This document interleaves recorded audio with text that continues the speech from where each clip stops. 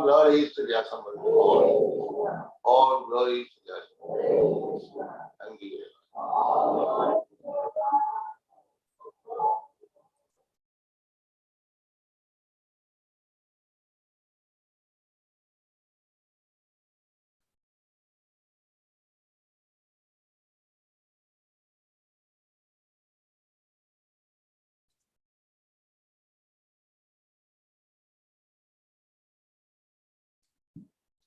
Hare Krishna Maharaj.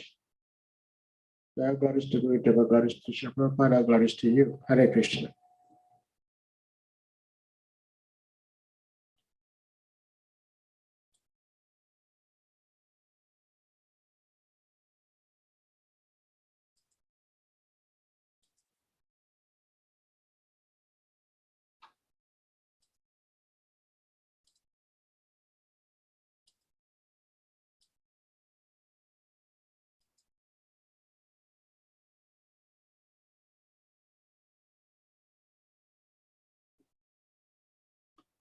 Hare Krishna Salika Prabhu.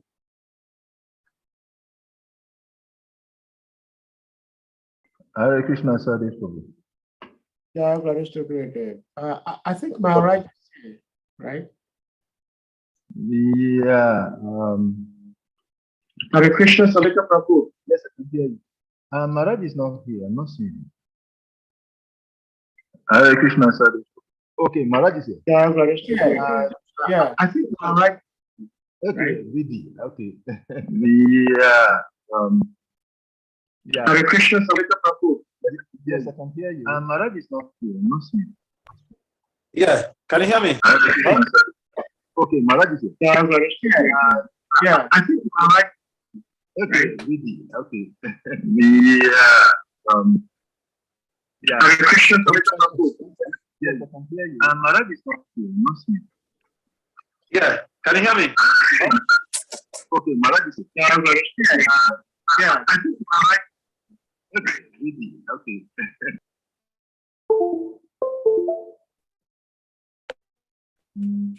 Okay, Hare Krishna Maharaj, if you're ready, we'll put the verse on the screen.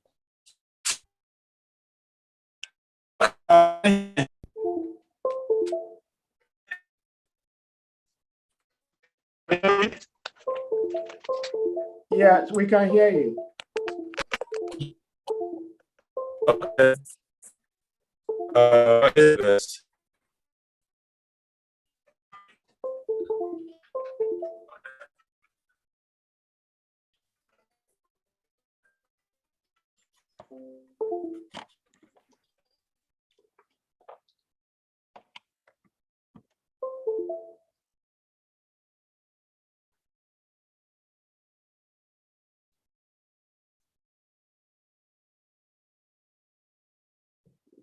Maharaj, can you put on your video, please?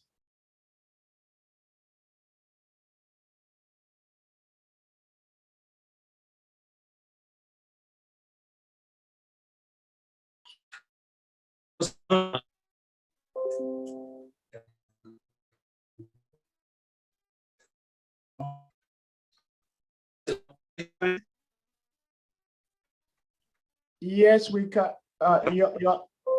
Your audio keeps breaking up.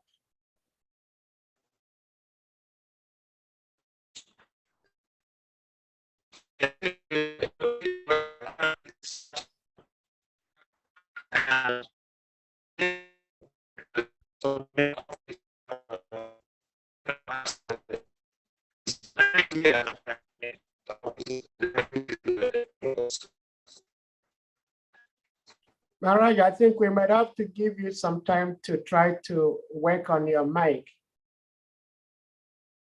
Your audio isn't working right now.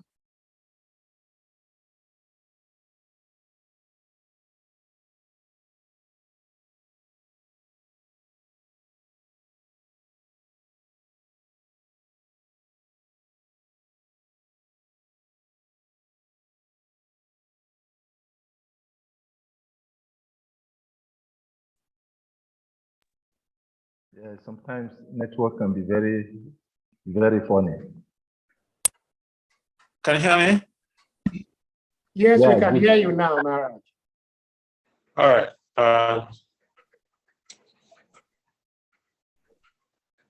So,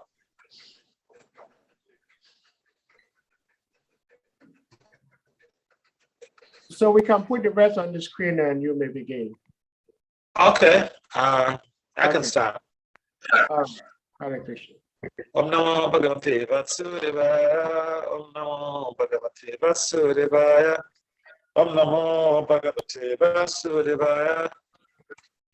Narayana Namaskritya Naram Cheva Narottam Saraswati Sattvato Jaya Mundire Nasta Prayasabhadetsu Nityam Bhagavata Sevaya Bhagavati Uttama Sloke Bhakti Bhavaiti Naistiki.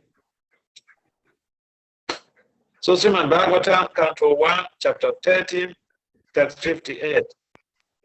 Title of this chapter is Adhitarashtra Leaves Home. Is that correct? Yes, Maharaj. Yes, Maharaj. So text 58.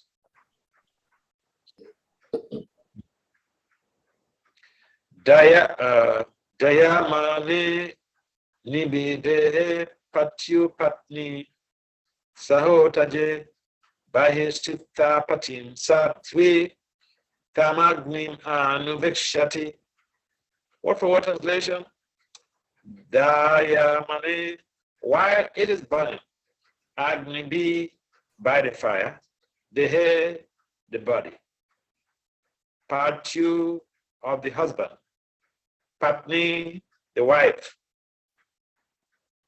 Saha Utaje, along with thatched cottage.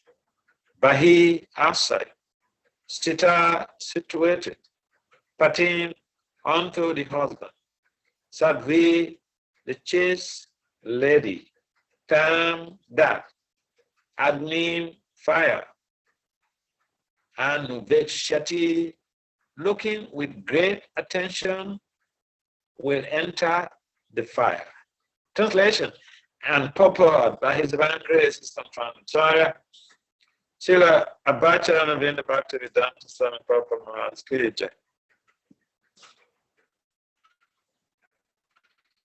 While outside, observing her husband who would burn in the fire of mystic power, along with his thatched cottage, his chaste wife will enter the fire with rapt attention. Purport. Gandhari was an ideal chaste lady, a life companion of her husband, and therefore, when she saw her husband burning in the fire of mystic yoga, along with his cottage of leaves, she despaired. She left home after losing her 100 sons, and in a forest, she saw that her most beloved husband was also burning. Now she actually felt alone, and therefore she entered the fire of her husband and followed her husband to death. This entering of a chaste lady into the fire of her dead husband is called the sati rite, and the action is considered to be most perfect for a woman. In a later age, this sati rite became an obnoxious criminal affair because the ceremony was forced upon even an unwilling woman.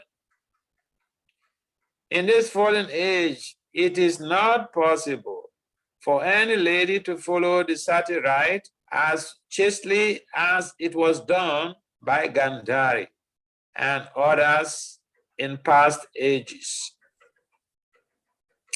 A chaste wife like Gandhari will feel the separation of her husband to be more burning than actual fire. Such a lady can observe the sati rite voluntarily, and there is no criminal force by anyone. When the rite became a formality only and force was applied upon a lady to follow the principle, actually it became criminal. And therefore, the ceremony was to be stopped by state law. The prophecy of Narada Muni to Maharaj Yudhishthira forbade him to go to his widowed aunt. Om Gyana Timaranasya Gyana Jana Salakaya Saksun Militam Jena Tasmai Si Gurave Namaha Suchetayam Nobistam Stafitam Jena Bhutari Swayam Rupam Kadamaya Dadati Swa Padantikam Pandisi Krishna Chaitanya Nityananda Shodata Godatai Puspavanto Chit Chantu Tamam Jaya Sri Krishna Chaitanya Nityananda Si Advaita Gadadara Si Vasaris Gaura Bhaktavinda Hare Krishna Krishna Krishna Hare Hare Hare Ram Ram Ram Hare Hare Pancha Kalpatavi Vyacha Kripasambhya Evacha Patitanam Pavanekyo Vaishnavibhyo Namo Namaha Namo Vishnu Padaya Krishna Pristaya Bhutale Srimati Bhakti Vedanta Swami Itinam Namaste Saraswati Deve Gauravani Pacharine Anivesesa Sanyavadi Pasatya Disitari. So, this is a very cultural classical text because it has to do with ritual. The ritual here referred to as sati rite basically implies that for a chaste lady, when the husband dies, there's no need for her to live on. There was no need for her to live on. She was bound to follow the husband to the destination that the husband is destined to attain. So, the case here, that's a typical case. This is a case study, the case of Dhritarashtra. The case of Dhritarashtra. You recall, those who have been reading the Bhagavatam, you recall that when Vidura left home to different places of pilgrimage and was getting some Bhagavad Sabda from Maitreya Rishi, at some point in time, he came back home. When the war was over, he came back home and was there to be greeted by Yudhishthira and the other of his brothers and everyone else in the family. They were all happy that Vidura has returned. Because Vidura was such a character, was such a personality, that he was very valuable to the Pandavas. The Kuras killed Pandavas a number of times, and Vidura had to reveal to the Pandavas what was impending. So he was a very useful uncle to his nephews. And they valued him so much. So when all of the sons of the Dhritarashtra were catapulted to the abode of death, there remained Dhritarashtra with his wife, Gandhari, just by themselves. Children are all gone. All the wealth of the children, they're all gone. Children are very important in the Vedic culture. And even today, children are very important. Children are very important everywhere. Whether it is in the Indian traditional culture, Indian subcontinent, in Africa, in South America, in America, anywhere, a child is considered wealth. So when the children are all gone through the war, despondency took place. Dhritarashtra and his wife became very despondent. Where is the joy of life when all of your children have died? I mean, it's unbelievable. So they lived on like that in that miserable condition for some time, and Dhritarashtra was getting old. So Vidura, took it upon himself as a point of duty to help out. So he told Dhritarashtra that, look, time waits for nobody. You old, you can die anytime. Better to go into the forest and prepare for death. So one could have thought that Dhritarashtra couldn't have yielded to that type of idea, but he subscribed to the idea. He left, and when he left for the forest, he left for specifically when this there was a day that there was a day that Vidura was very much concerned about the future of Dhritarashtra. So he told him, you know what, you're getting old anytime, you're going to die, and it's not good to die miserably. It is better to really be focused on the goal of on the supreme destination. So he suggested that Dhritarashtra should go to the Himalayas, and so Dhritarashtra followed up with that instruction, but followed up with that good idea. Now, Dhritarashtra is not really such. It's not really a demon, as I say, because demons they don't really take even good advice. He has a terrible mindset.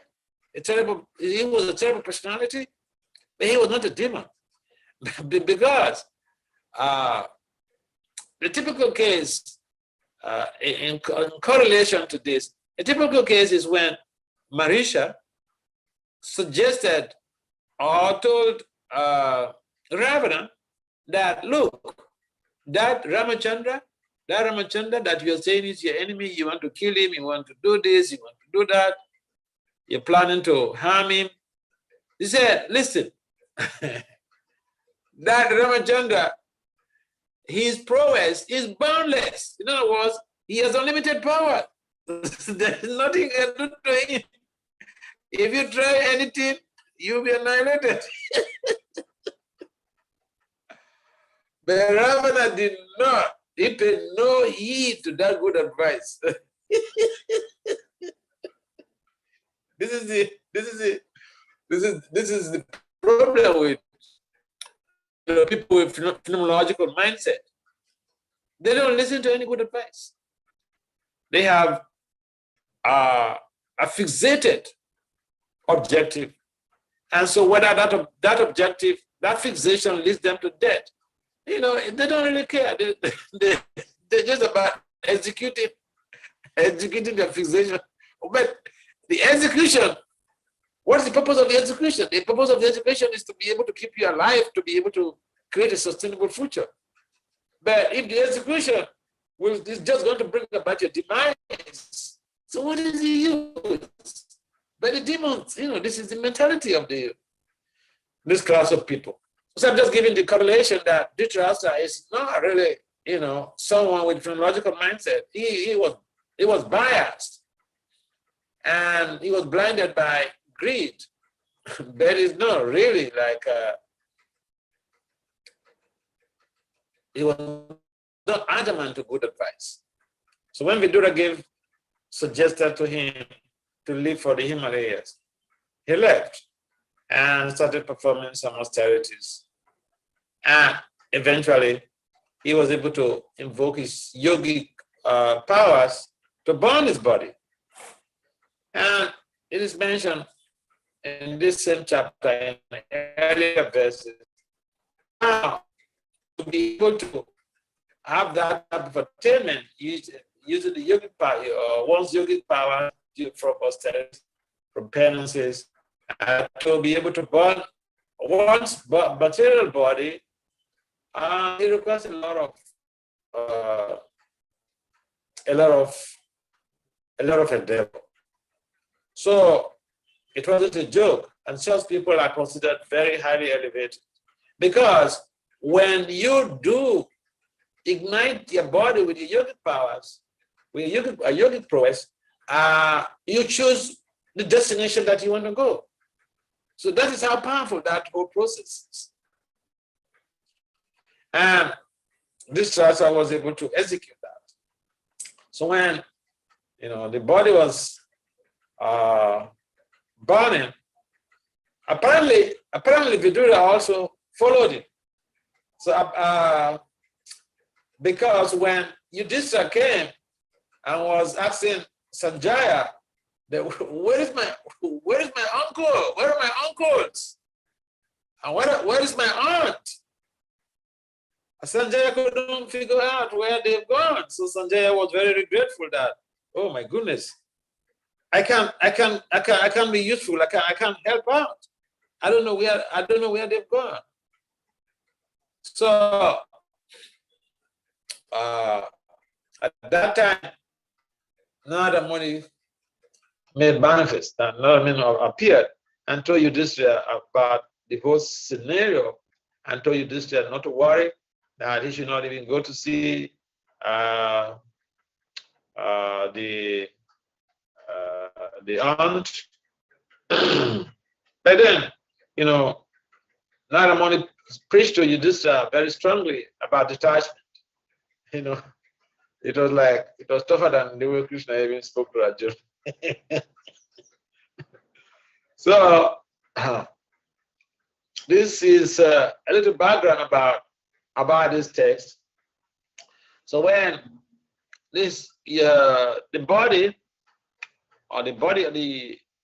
of this Shastra was burning, the wife, the chaste wife, Gandhari, is one of those chaste ladies that the scriptures, the Vedic literature recognize. And to be so much universally recognized as a chaste lady, that takes a lot of effort. And this very city rite that Gandhari performed, he jumped into the fire and died with the husband. Of course, basically, she attained the same destination as the husband. Now, this very rite was predominant within the Indian subcontinent at a particular time. But, some people were abusing it. It should be something voluntary. If the woman is not chaste, she cannot voluntarily do that. But then, people were enforcing it like a principle. You see, when you have to do something out of your own volition, it's not something mandatory. You just decided to do it for reasons best known to you. I mean, it's like, okay, we are serving in a non-profit organization. We're serving a spiritual organization, International Society for Krishna Consciousness. We are volunteers. We are volunteers. Anybody who is tired of serving could leave.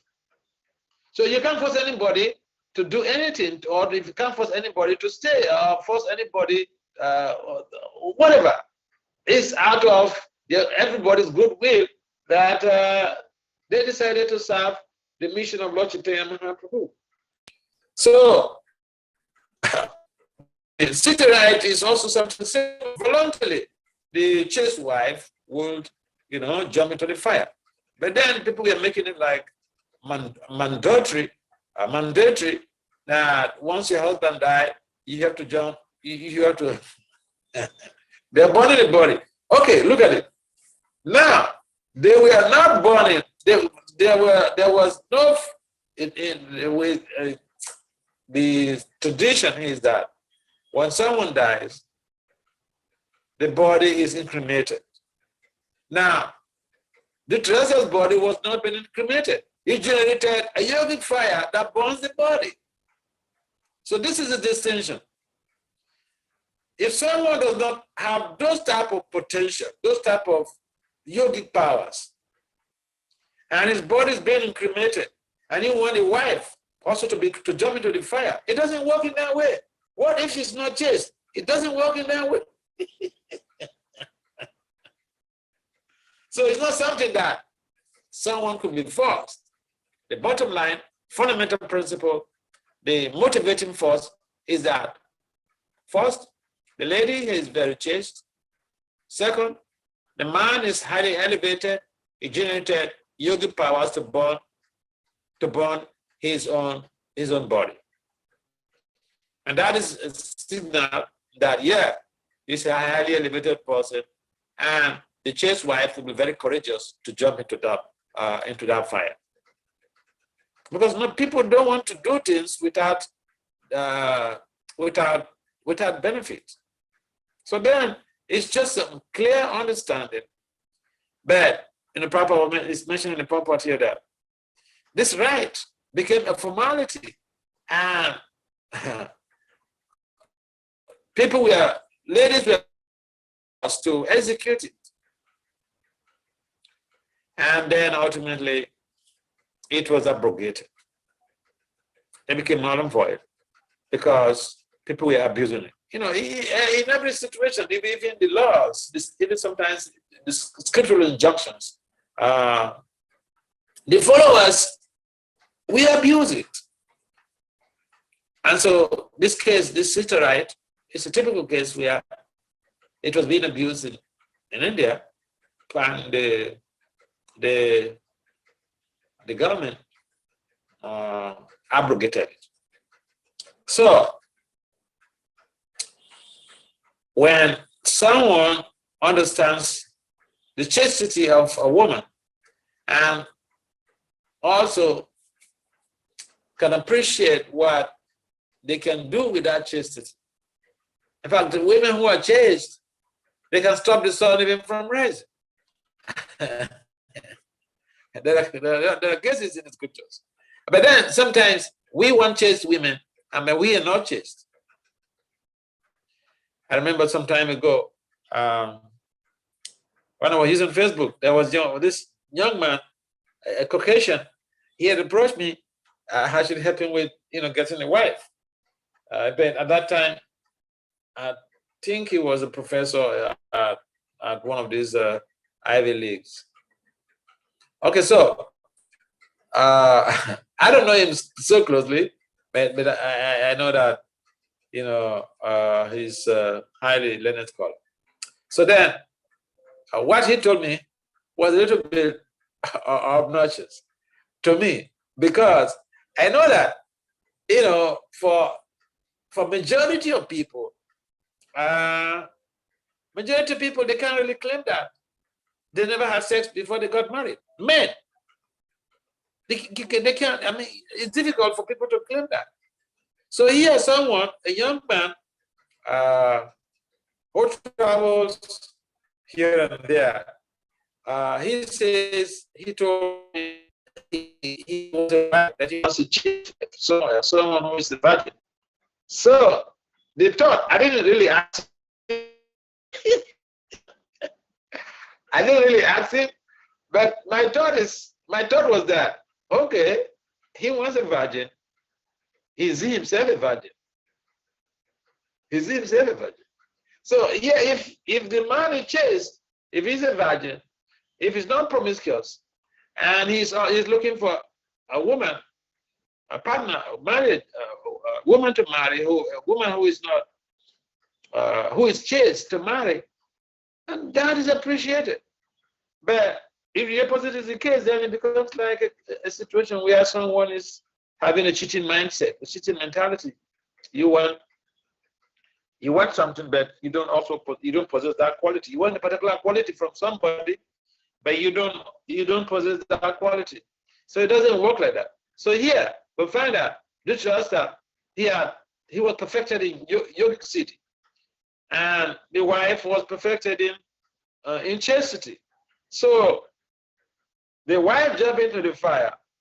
That is, that is something to be proud of. That is something to be appreciated. So we can force people to do things when we ourselves we are lagging in that very circumstance. So it is important for us to understand that this type of religious rites, they're very beneficial to the practitioners, and at the same time, those who have the opportunity to be able to have that type of elevation and that type of zeal, that type of determination and chastity, and they are also very elevated personalities. And so when two elevated personalities come together, the result will be very auspicious. So this was an auspicious end for Dhritarashtra and Mother Gandhari. So are there some comments or some questions on this point?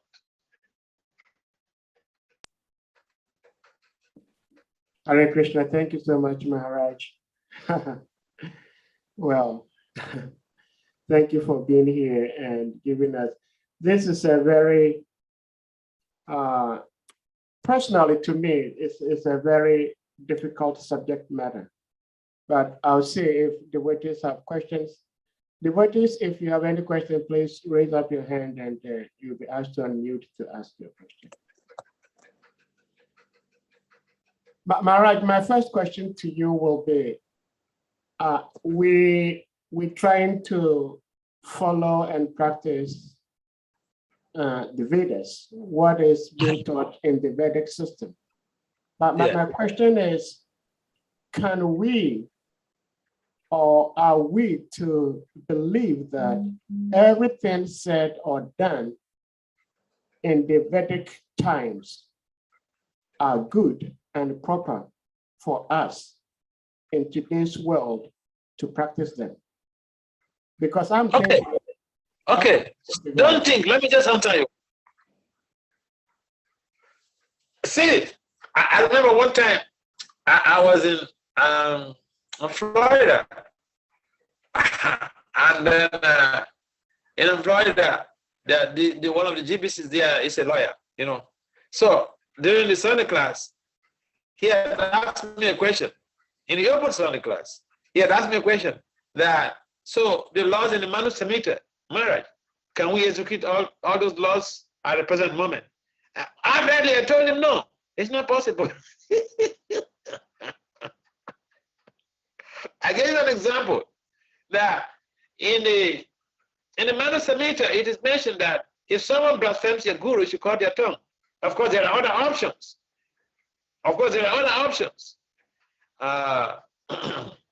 And some of the laws in the Manu Samhita, they're like Sharia laws. If you ever read the Manu Samhita, you realize that, they are not, some of the laws are so rigid, they're so stringent, like Sharia laws. And so then I told him just, right there and then that, no, it's not possible because those instructions or those laws were actually meant for for the different people in the different ages. And here in Kali Yuga, we are bereft of higher qualities, and so there are so many things that we can't even perform. We can't even sit down for a long time, and even our own religious Sanatana Dharma is so much been simplified just to Hare Krishna, you can chant it when you're in the toilet, you can chant it anywhere. We are dying. If you don't even have beats, you can do that. Then, the bottom line is that not all laws and manuals submitted that we can execute in this present dispensation.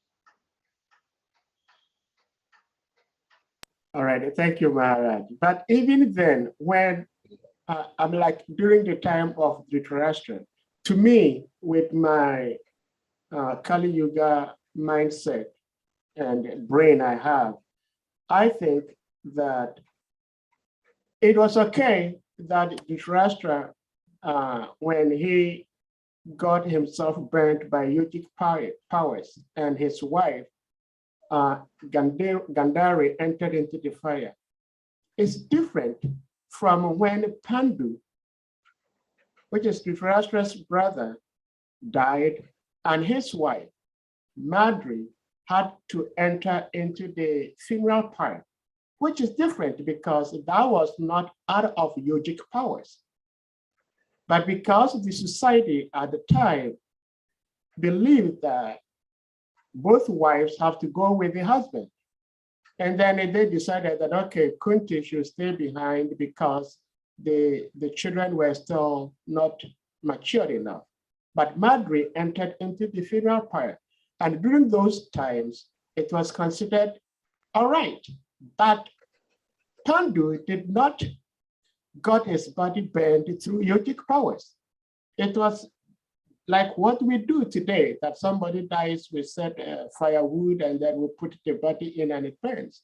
So I'm thinking that even those days, Srila Prabhupada explains in the purport that even in those days, it was all good. But I'm also thinking that they were wrong because they were, even though they say it's voluntary, but it became voluntary because of societal image and societal pressure that if you do not do this, you are frowned upon. And so women who want to prove that they are chaste will enter into the funeral pyre when the husband did not get the body burned through yogic powers.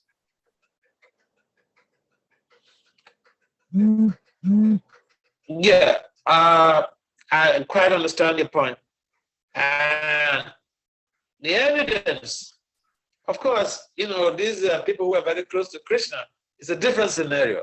Like what Prabhupada mentioned in the purport here, that, these rights at some point in time where, we're being forced on.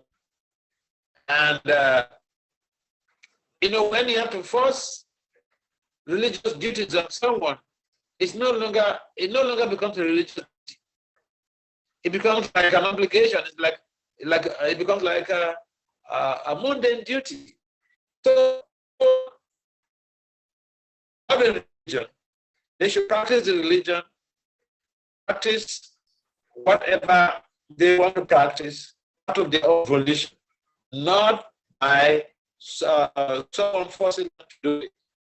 We force people to do this because we want them, we want their progress to be expedited or whatever. But in reality, in a religious setting, everyone is basically a volunteer. Volunteer will come and go. So, the use of that technology and its application, it should be that people should be asked,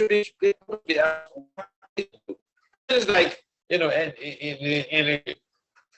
is befitting for us to ask people what they can do for the movement. And we don't have to force ourselves on people when they can. Because when they do the thing voluntarily, they have better rewards and they are happy. And whatever they're doing is going to be sustained. But if they are forced to do it, then basically, they get at some point in time pushed to the wall and they leave. And sometimes even the way that we look at situations makes people feel as if they are being their services are being treated with for something else. And so it is important for us to understand that rights, religious rights, should be voluntary. And when it comes to the point of someone being forced, it means that the person either does not understand, and they should be given a chance to understand, or they should be given some explication so that they can have a deep understanding of the implications of what they are supposed to do or what they are doing. Otherwise, it becomes something we are forcing on people, and it's no longer going to be spiritual. Death, people jumping into the case of the husband, the young part of the husband.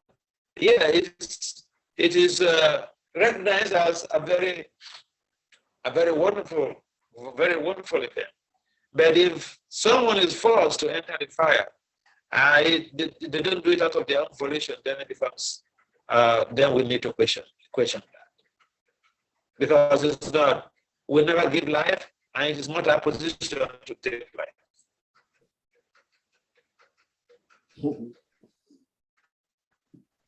Well, thank you very right.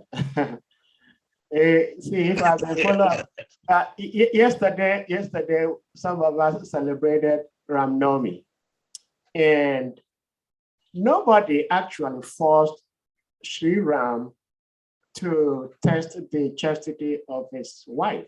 He knew who the wife was, but due to what people were saying in the society, he put the wife into such a very difficult test.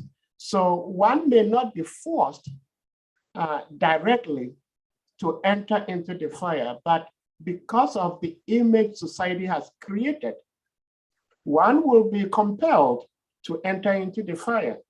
And my understanding is that I believe from the word go, these people in the ancient times were getting something wrong, because Sati, the vow is named after Sati, and the way Sati burned her body, nobody else entered into her burning body.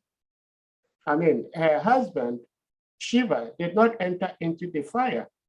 And so if at a later time, somebody even uses his yogic powers, like Dhritarashtra did, and Gandhari entered into the fire, we may say, okay, Gandhari did not have kids. She had lost all her kids, so she did that. But even around that same time, men were dying. They were not dying out of yogic powers. They died just as every human being dies. And when they died, the bodies were burned as we do. And because of what society had created, some of these women, even though they were chaste, they entered into the fire. But I am thinking that chastity does not necessarily mean that one has to enter into the fire. Because, there is this group called the Agoris. We have nothing to do with them, because it's for a certain class of people who are practicing spirituality to get to a certain level. And for somebody like Kunti, Madri, these are very, very highly elevated souls. They knew Krishna. So why would Madri have to enter into the fire? I feel it because maybe I'm trying to connect myself to Madri because I'm Sahadev Das. That's why I'm asking this question. All right. Why would they let my mother enter into the fire like that? All right. Well, yes, Sarah, I appreciate your point. When it comes to cultural events or cultural situations, it is difficult to contain. It is difficult to checkmate cultural activities. Sometimes cultural events or cultural rights established. And even majority of people realize that it was not good enough for a sustainable future. It becomes difficult to eradicate it. I mean, it's like when we form some habits, we realize that this is not very good for me, but it becomes so difficult to give it up. So yeah, I understand your feeling. Anything that has to do with, like, someone committing suicide, taking life. I mean, it is difficult, especially within the modern time. It's like a crime. And Prabhupada also mentioned in the purport that they made it like a crime if someone does that. So people in general, they want to live a particular standard of life, but when it comes to ending their lives in such a way that they could be still be very useful. Yeah, that's difficult to digest. It's difficult to digest. Yeah, thank you so much, Maharaj. It's true. It's difficult to change your culture. Being an African and in today's world, I get so shocked and surprised that even in this modern age, some of our cultures coming from South Africa, you see matured women, and from their tradition, they're having some sort of a festival publicly, and their breasts, everything is out. But it's culture, and they still practice it. And I do not, when I see that, I feel very, very offended because, well, Africa already doesn't have a good image. And when they see our women, matured women, with their breasts out like that, I don't understand what sort of culture it is. And why can't they change from that culture? But like you're saying, it's very difficult to change culture. Yeah, it's difficult. Yeah. Another need and Prabhu, please, you may unmute. Okay, yeah. Hare Krishna Maharaj, accept my humble obeisances at your lotus feet. Who is this? Another need and Oh, I don't know. yeah. Harbo, Hare Krishna, Prabhuji. Dhanyavad.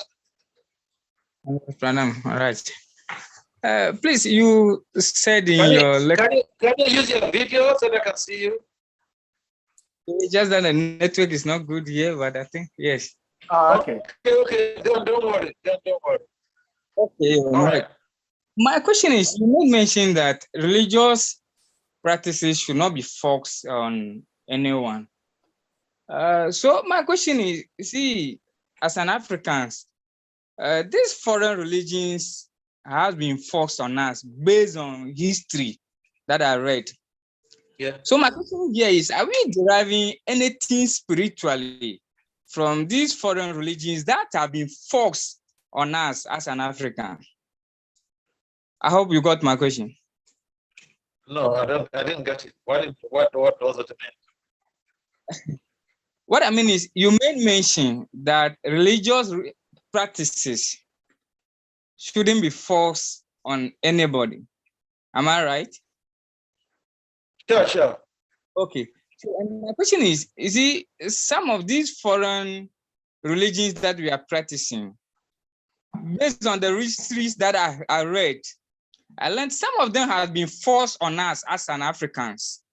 So my question here is, are we deriving anything spiritual from such religions that have been forced on us?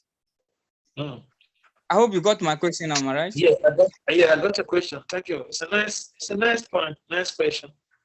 Now, it is when something is forced on us, it could be based on political motivation, either idea to be able to the motivation to control, and then they're using God as a facade. And so in most cases, the false religions like Christianity, when our British colonizers, when they came to Africa, and they brought Christianity, supposedly Christianity, and they present it because, you know, the average human being has a sense of harmony with God. And so when the colonizers come to talk about God, the whole idea is that we are using God, religion, as a facade for control and taking away all of our resources of the Africans. So in that sense, the motivation is just control and thievery. The motivation is control and kleptocracy. So you don't get it. Common man does not gain from kleptocracy. Common man does not gain from control. It is the kleptocrat that gains from control. It is the thief, the so-called leader, who is a thief, who is stealing the resources. He is the person who gains from those imposed traditions or imposed religions on the common man or on the people that they want to rule. I mean, you find this in some other countries also. You know, the people change from one religion to the other. In most cases, because of money, because they are poor, and so they bring some money. They brought some things like some schools and some things, and then you know they accept, and then gradually they become disemphasized from their original belief system, and these people, they take what you own, they take it from you, and all this other stuff.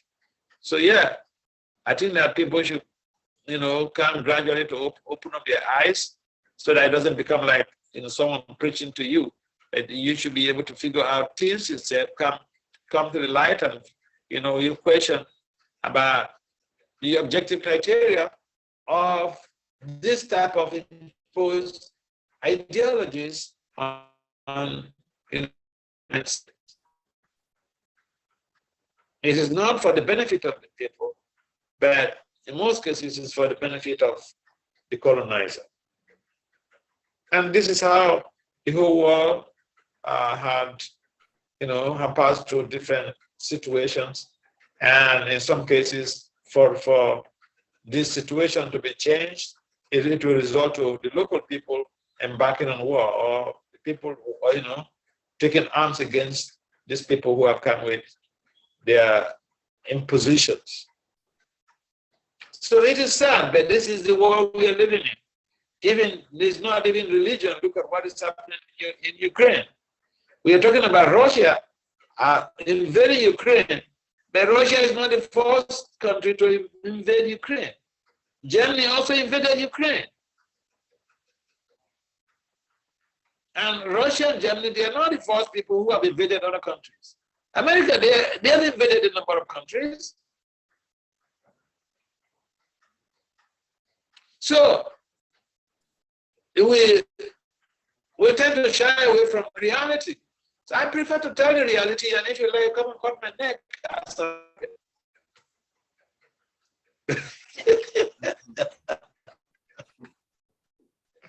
Oh, yeah. So it is sad. This is one of the reasons why we can't get justice in the material world. You think the people of Ukraine will get justice from anywhere?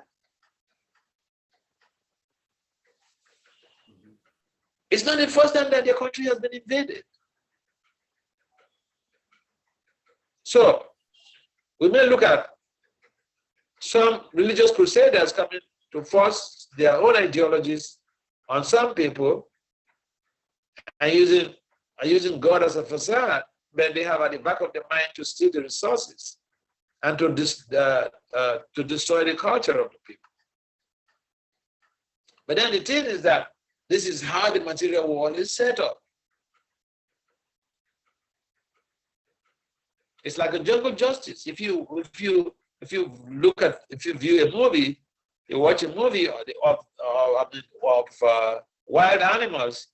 It's all about, you know, one animal killing another one to be for food.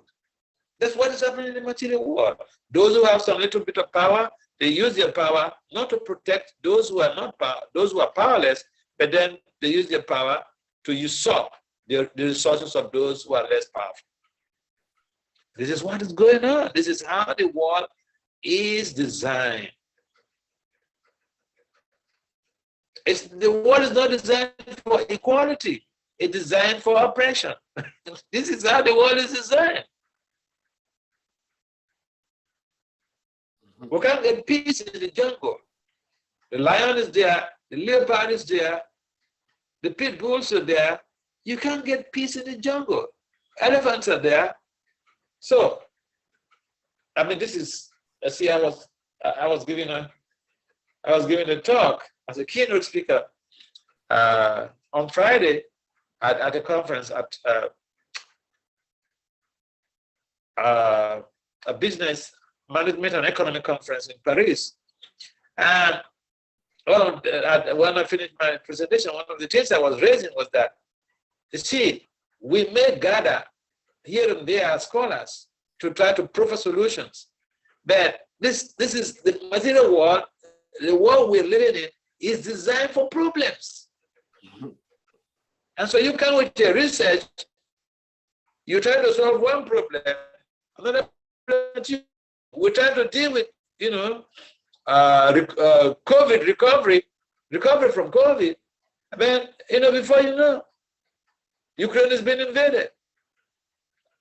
And all of the resources that should go for recovery from the pandemic are now being directed towards refugee maintenance and arms supply to Ukraine.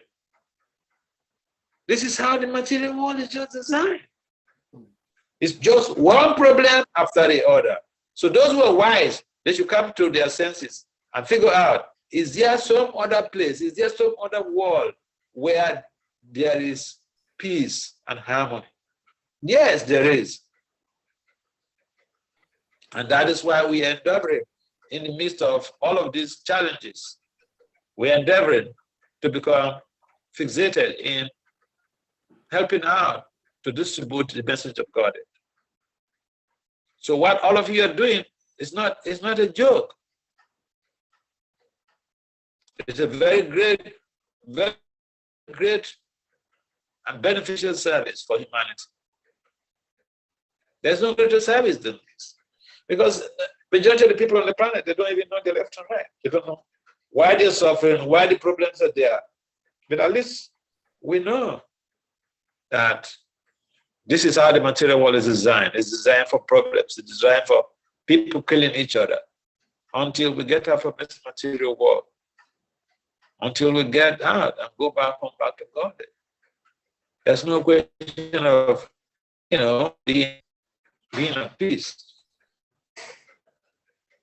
Yeah, so unfortunately, the religion to be able to hack us down, but, you know, what can we do? We have to serve Krishna, pray to Lord Chaitanya, and focus on sadhana, so that in this lifetime we can become perfected and get out from this prison. Hare Krishna. Okay. Yeah, Hare Krishna Maharaj, thank you very much. But Hare Krishna Maharaj, the bottom line is, even though it has been forced on us, and the personality involved, which is Lord Jesus Christ, we accept it as such a great avatar, which we abide by. So my question here, Maharaj, I don't know if you can hear me. Yes, we can hear you. Okay. My question here is, even though it has been forced on us, but we are practicing it. So are we deriving anything spiritual from it. I don't know. Well, if you are practicing, if you are practicing Christians, Yeah, I'm talking about Christianity. Yeah. you.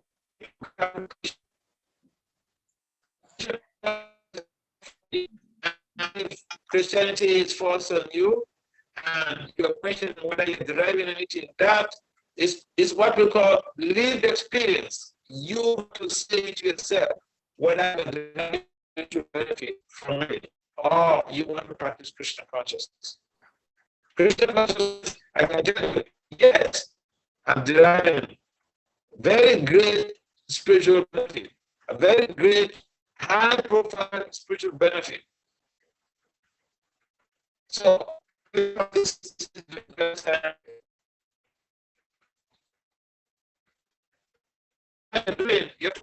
This question important to study what we have a phenomenological approach.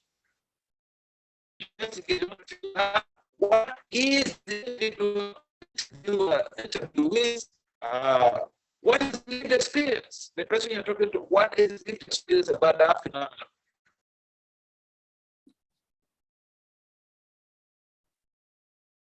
It seems we lost Maharaj temporarily because his internet wasn't stable, it wasn't strong enough. I was just about to ask him to say if he could just stop the video and just use the mic. Let's see if we can get him back. Okay, that would be better. Thank you. Bye.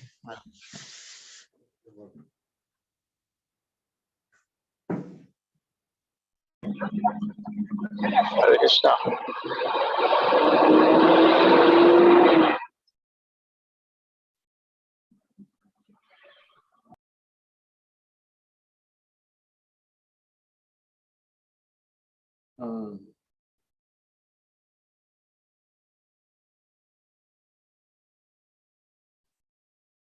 Well, okay, Maharaj is back, is connecting his microphone.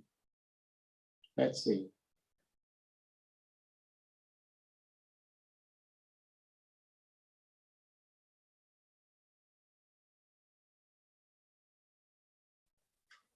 Saha, Yes, Maharaj, you're back. Yeah, we can hear you. Maybe you may have to just use the microphone without the video. That might help. what? I was saying that you may have to stop the video and just use the audio. Okay. Yeah. Okay. Hare Krishna. Thank you, Maharaj. Yeah, so you may go ahead. Yeah.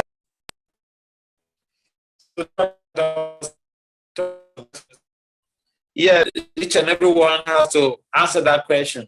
Whatever you're doing, you should find out. You should ask yourself, what is the spiritual benefit and derive? Because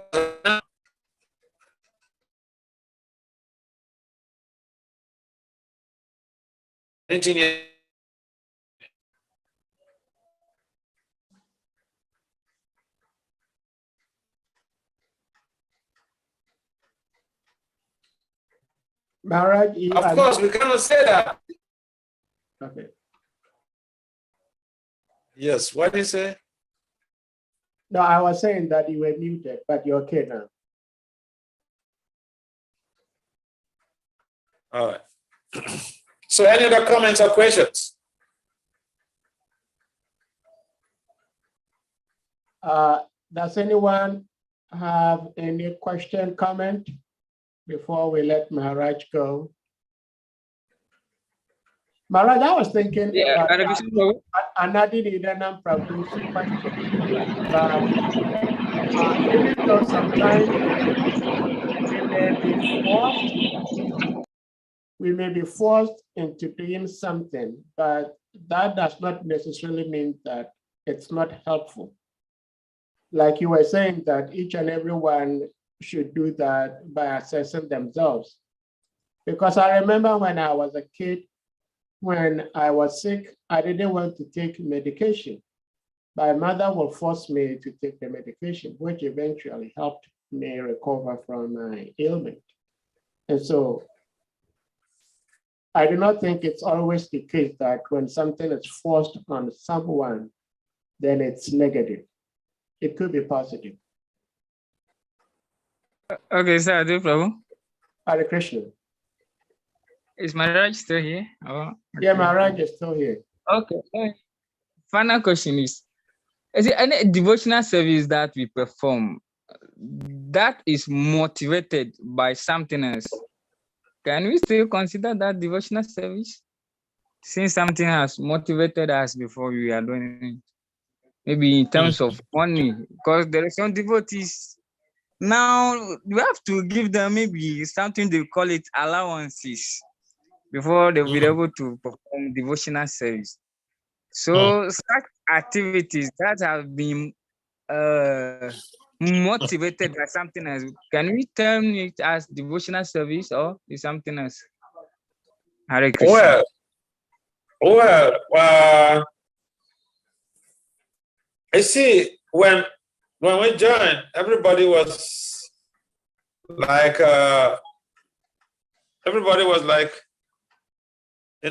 voluntarily doing some service, and there was no other way. Now, as the movement grow, or as the movement develops, a number of the people, they have responsibilities, they have families, they have children, and if you want to keep them to do your services, you also have to be considerate. Okay, if you say, Prabhu Govinda, okay, you just do this, okay? You just do this service. For Krishna, it's just to help you. You don't get people to do the services that you need to be done. Or you see Ananda Vrindavan, and he said, "Oh, Ananda, please, you just do this service. This is going to purify you." Now, we need to be pragmatic. We need to be pragmatic. This is one of the reasons. See, I know, and I keep mentioning this, and even in the dream, I was be mentioning. If we don't structure our system properly to prevent people pointing accusing fingers to the system, we will still suffer the same defects that we had suffered. One of those things is that we should set up our system in such a way that we have able people, skilled people who have skills to voluntarily come to do some service or come to be devotees.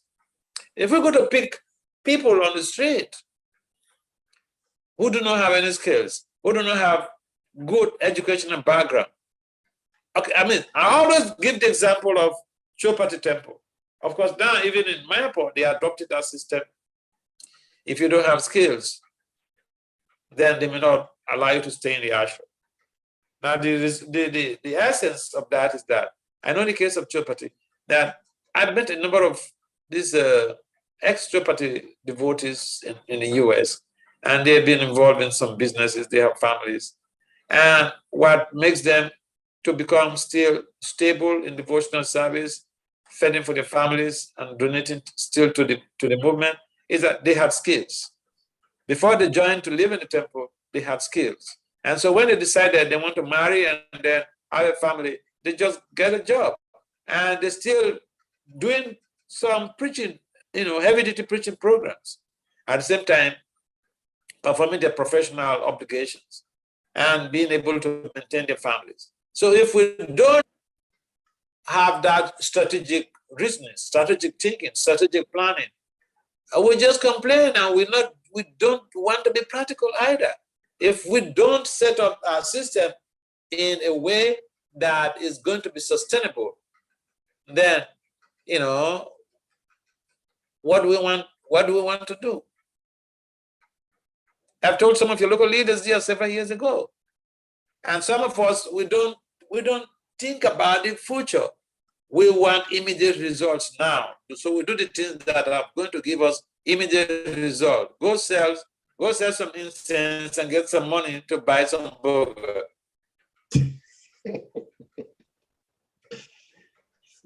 See, I've told some of your local leaders there what you said some years ago. It just requires smart thinking. You think ahead of time.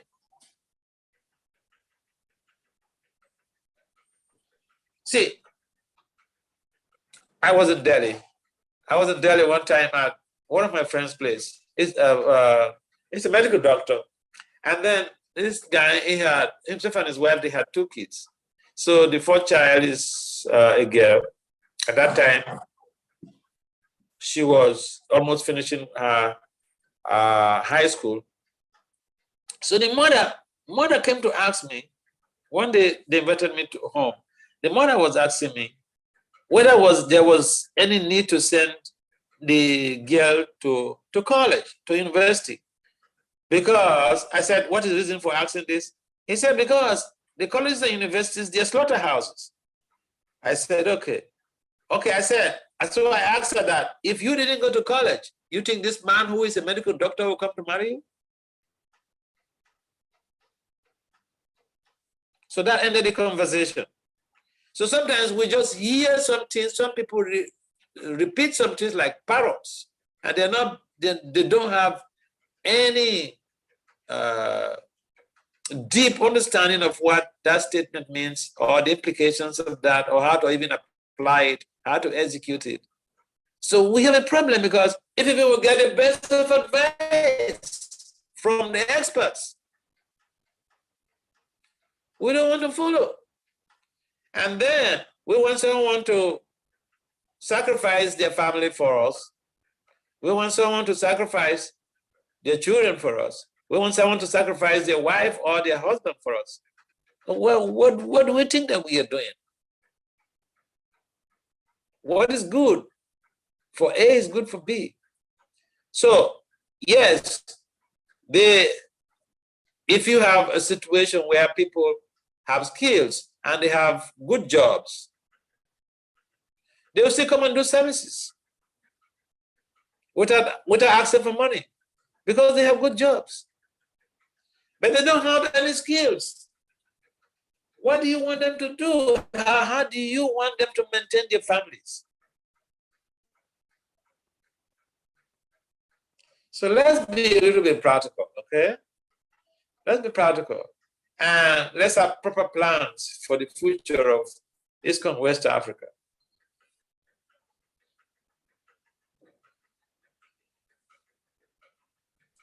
Yes. Thank you so much, Maharaj. We sorely need this type of understanding, especially in our zone. Because if we do not have our bodies, how do we even worship Krishna? So first of all, we should have this body in good health. And some of us, we know, some of us when we first joined, even when a devotee fell sick, it was considered Krishna's mercy that you're getting purified. So thank you so much, Maharaj. And I hope all of us heard you, and we're going to try to do something about it, so that when we give devotees something little to live on to perform their devotional service, we should not see them as not performing devotional service, still devotional service. Thank you. Shrimad Bharata, do you have something else to say before we bring the class to a close? It's getting late at Maharaj's end. Hare Krishna. Hare Krishna. Hare Krishna. Hare Krishna. Dandava Pranam Vasudeva Maharaj. Hey, the great Balaji. Hare Bal. Hare Krishna. Hare Krishna. Okay, I was driving, so I couldn't put the emoji up. So when Anandini Dana was speaking about the benefit of first religion, And I think your contribution is about what I wanted to say anyway. Sorry, Prabhu. Your contribution kind of added something to, went in the line of what I wanted to contribute. But then just maybe one more thing. Yes, Christianity was first on us, and Islam came through jihad. And but then side by side, there were also, beside personal benefit of having Christian faith and faith in Jesus Christ or wherever, but there is also side by side social development, missionary schools, hospitals, and many other things, which have actually helped to change, the social development in Africa before, the government started getting the ability to do many things. Most of the leaders in Africa today, political leaders, majority went to missionary schools.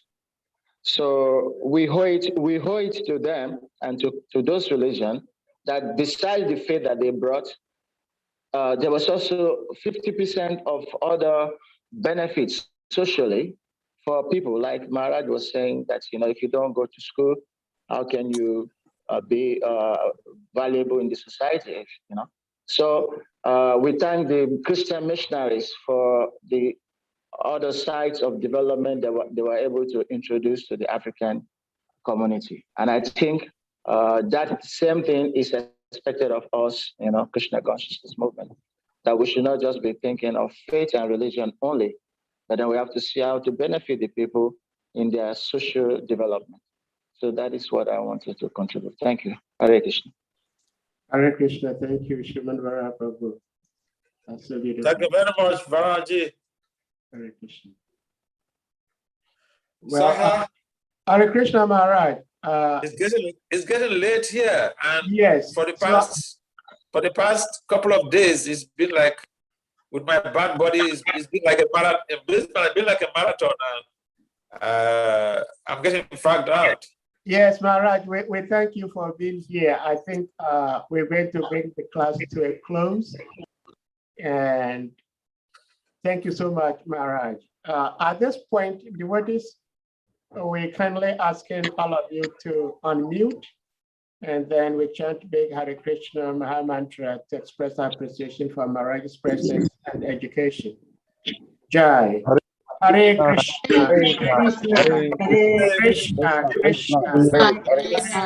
Hare Rama, Hare Rama, Hare Rama.